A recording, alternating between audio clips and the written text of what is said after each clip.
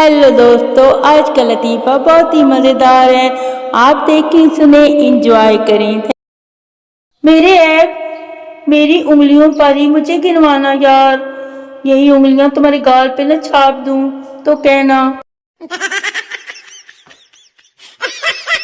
मेरे ख्याल से सर्दियां जाते जाते औरतों की तरह ही दरवाजे पर खड़ी होकर बातें करने लग गई हैं। ऐसा ही लग रहा है ना। कोई चुपके से आता है, मेरी पोस्ट पढ़ता है और फिर चला जाता है। बताएं मुझे ये रिश्ता फिर क्या कहलाता है। जब मेरी बेस्ट फ्रेंड फौत होगी तो उसके लिए शायरी अर्ज किया है। बिछड़ी कुछ इस अदा से कि रुत्ती बदल गई, बिछड़ी कुछ इस अदा से कि रुत्ती बदल गई। एक लड़की पूरे शहर को पुरसकून कर गई। वाह वाह वाह। इधर आओ, एक अच्छी बात बताऊं तुमको। खैर छोड़ो, तुम्हारा अच्छी बातों से क्या लेना देना यार। एक जरूरी ऐलान सुने।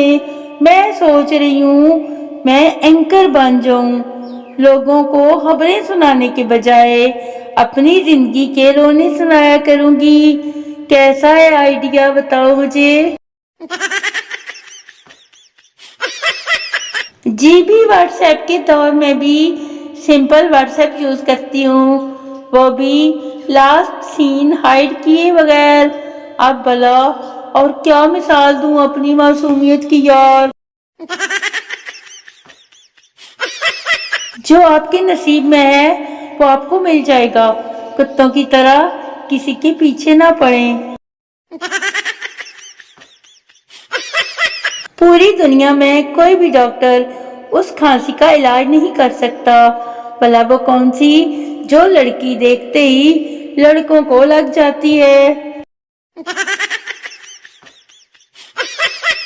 मौसम सरमा में कुछ नमूने ऐसे भी होते हैं। भला कौन से, मैं आपको बताती हूँ। जिन्हें नहाते हुए तो सर्दी लगती है और 1 kg आइसक्रीम अकेले खा जाते हैं। ऐसे थोड़ी होता है यार। मोहब्बत में ताजमहल बनवाना जरूरी नहीं। तुम गर्मियों में अपने कॉटन के कपड़े इस्त्री करके और सर्दियों में बारी बारी जीन्स और जैकेट खुद धोकर भी मेरा दिल और गुर्दे जीत सकते हो।